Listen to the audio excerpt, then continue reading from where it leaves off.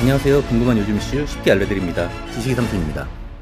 2024년 7월 한국인 강제동원의 역사를 가지고 있는 일본의 사도광산이 유네스코 세계문화유산에 등재됐습니다. 유네스코 세계문화유산 등재는 세계유산위원회 21개 유형국이 전원동의해야 결정됩니다. 21개국 중에는 한국과 일본도 포함되어 있습니다. 사도광산이 유네스코 세계문화유산에 등재됐다는 것은 한국 역시 이에 동의했다는 뜻입니다. 사도광산은 1600년대에서 1800년대까지는 금광으로 유명한 광산이었습니다. 하지만 태평양 전쟁이 일어난 1940년대에는 구리, 철, 아연 등 전쟁 물자를 확보하는 광산으로 주로 이용됐고, 일제강점기 시기에 한국인들이 물자 확보를 위해 강제 동원되기도 했습니다. 일본 정부는 2018년부터 17세기에 전통적인 수공업 방식으로 금을 채굴하던 점을 내세워 사도광산의 세계문화유산 등재를 추진해왔고, 우리 정부는 한국인 강제노역의 역사를 의도적으로 배제하려는 일본의 꼼수에 반기를 들며 전체 역사를 반영해야 한다고 반발했습니다. 세계유산 전문가 자문기구인 이코모스 역시 전체 역사를 다루는 설명과 전시 설비를 갖추라는 권고와 함께 사도광산의 세계문화유산 등재에 대한 보류를 결정했는데요.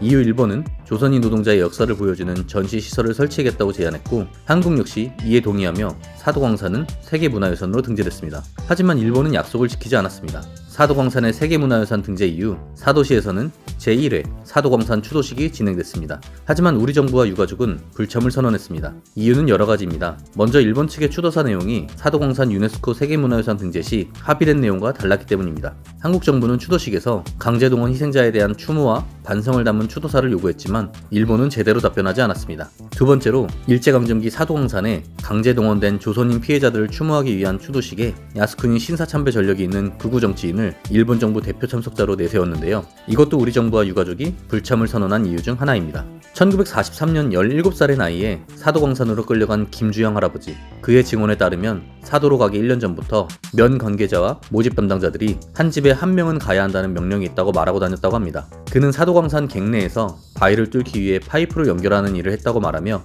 내가 안 가면 형 잡아간다고 하니까 어쩔 수 없이 갔지. 24시간 3교대 근무였다. 힘들어서 도망가고 싶었지만 도망갔다가 잡힌 사람이 두들겨 맞는 것을 보고 그런 마음을 접었다고 증언했습니다. 정병호 할아버지 역시 1943년 27살 때 같은 마을에 사는 주민 10명과 함께 동원되었다고 말하며, 갱도에 들어갈 때마다 죽음이 기다리고 있다는 생각이 들었다. 가장 무서웠던 것은 땅 밑까지 내려갔을 때 갑자기 휴대용 등불이 꺼져 시커먼 상태가 됐을 때였다라고 증언했습니다. 1941년 19살의 나이에 부모와 아내를 남겨두고 사도로 끌려간 윤종광 할아버지는 밥은 5분 만에 먹어야 했고 항상 배가 고팠다. 자는 것까지 통제를 받았다. 노임도 어떻게 되는지 알지 못했고 휴가를 내는 것은 어려운 분위기였다고 증언했습니다. 한국인이 사도광산에서 열악한 환경에서 일했다는 기록은 사도광산이 위치한 니가타현의 지역 역사서에서도 찾아볼 수 있습니다. 1988년 니가타현이 발행한 니가타현사에는 1939년 시작된 노무동원 계획의 명칭은 모집, 관알선, 동원으로 변하지만 조선인을 강제로 연행했다는 사실에서는 동일하다고 기술되어 있습니다. 1995년에 발행된 사도 아이카와의 역사 역시 1945년 3월 모집 마지막으로 총 1200명이 사도광산에 왔다고 한다고 쓰여 있습니다. 하지만 일본은 추도식을 앞두고 강제 노동에 동원된 조선인 명부를 제공해달라는 한국의 요구를 받아들이지 않는 것은 물론, 강제동원 역사를 알리는 정보센터에 강제라는 표현을 명시적으로 표현해달라는 요구 역시 거부했습니다. 심지어 사도광산 전시실에 번역 없이 원문으로 게시된 문서에는 한국인은 특유의 불결한 악습이 있다, 본성이 둔하고 기능적 재능이 극히 낮다 등 한국인을 비하하는 문구까지 남아있습니다.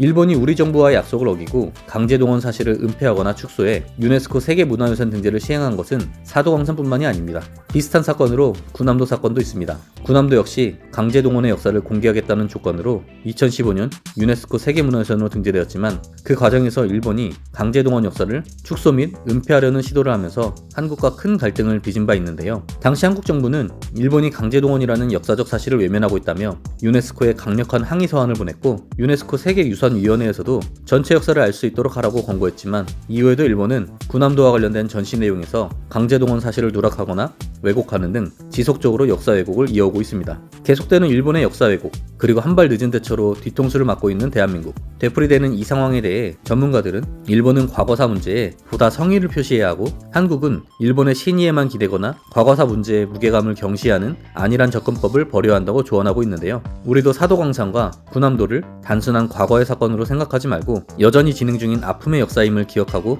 끝까지 관심을 갖고 지켜봐야겠습니다. 오늘 영상은 여기까지입니다. 영상이 도움이 되셨다면 구독, 좋아요 눌러주세요.